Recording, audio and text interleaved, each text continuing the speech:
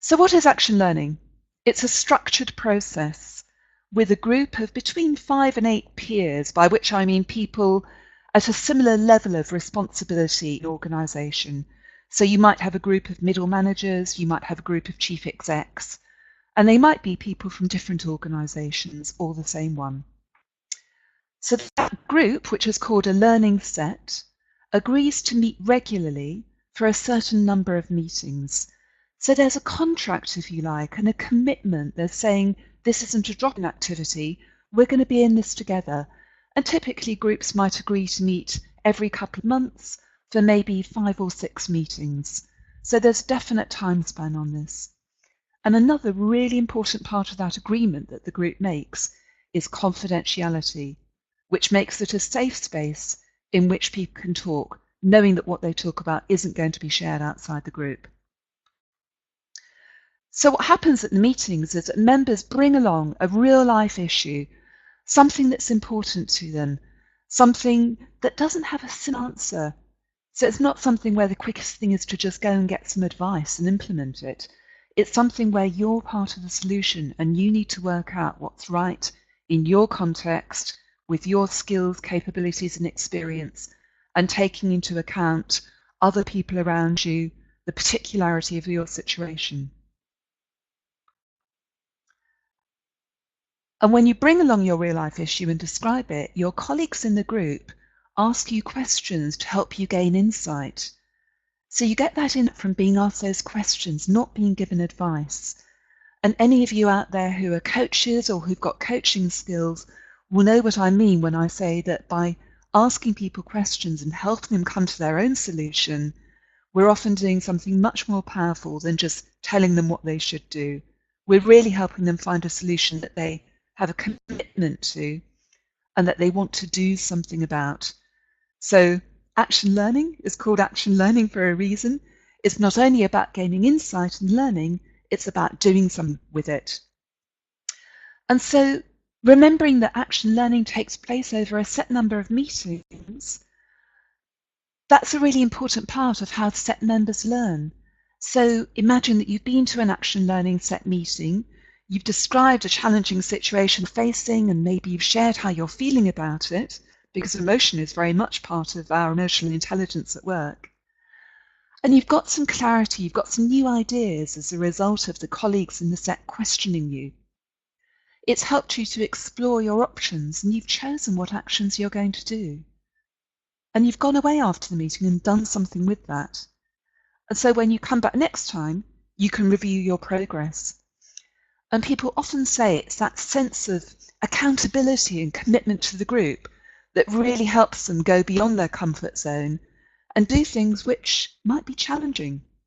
There might be a reason why that was a challenging problem in the first place. Maybe you were unsure of what to do, but you've gone away, you've done something, and you can come back and let the others know what it was. I just want to touch on something else that's a really key principle of action learning, which I've mentioned already. Why questions, not advice? I don't know if you've ever been in this situation, but it feels pretty familiar to me. You've got an issue or a problem and people love to give you advice. What you need to do is, and their advice is often based on something that's worked really well for them in their situation. I think the trouble with this sometimes is that they just don't understand all the complexities of your situation. And no matter how much data they try and gather about it, how many details, they're still not you. You're an individual.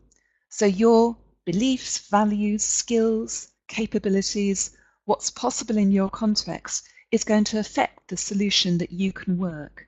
And so other people's advice might be great for them, but it isn't necessarily going to work for you. So that's why we focus so much on questions. It helps you think it through for yourself.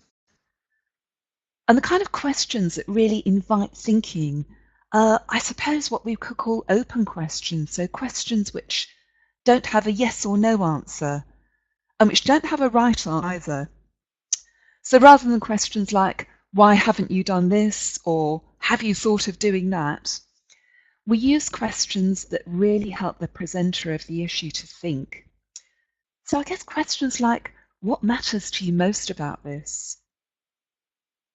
So the answer to that might be something to do with, well, the business outcome that I'm looking at, or it might be to do with actually what matters to me most is that this is something I've been feeling really anxious about doing and I want to push myself to do it. Or it might be what matters to me most about this is the impact on our clients or customers. Another great question, what outcome do you want? So inviting people to think about the big picture, where do you want to be with this in the future? Another great question, what are you assuming about another person or a situation? We have to make assumptions. We would freeze, we wouldn't be able to get through life if we didn't make some assumptions, but sometimes our assumptions get in our way. And by being asked, what are you assuming and how do you know that, we can check that out. Is this a helpful assumption or is it stopping me? Other great questions, who else could help? How do you think Y sees the situation? Another person. And then, what have you learned from this? And what actions will you be taking to help the person who's presented this issue think about what they've learned and decide what they're going to do next? Now, these are just a few tiny examples of questions that you could ask in an action learning set. And I know that there are probably loads of you out there bursting and thinking, oh, there are other great questions. So this is a moment. Can I invite you to type in the chat box? Are there any other examples of questions that you think are great questions to help someone think? Maybe questions that you've asked or that you've been asked in action learning.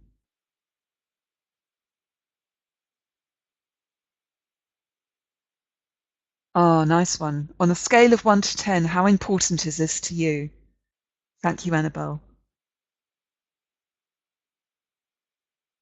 Oh, what's worked in the past? What's already working? What would happen if you did nothing?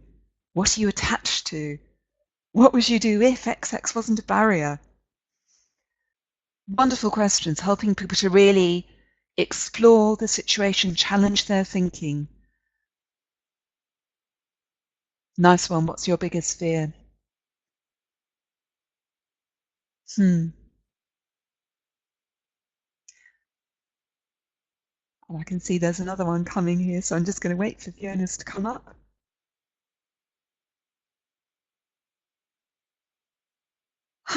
If you had a magic wand, I love that question. What would you do or change?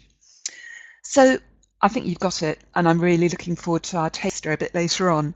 These are all questions that are so powerful.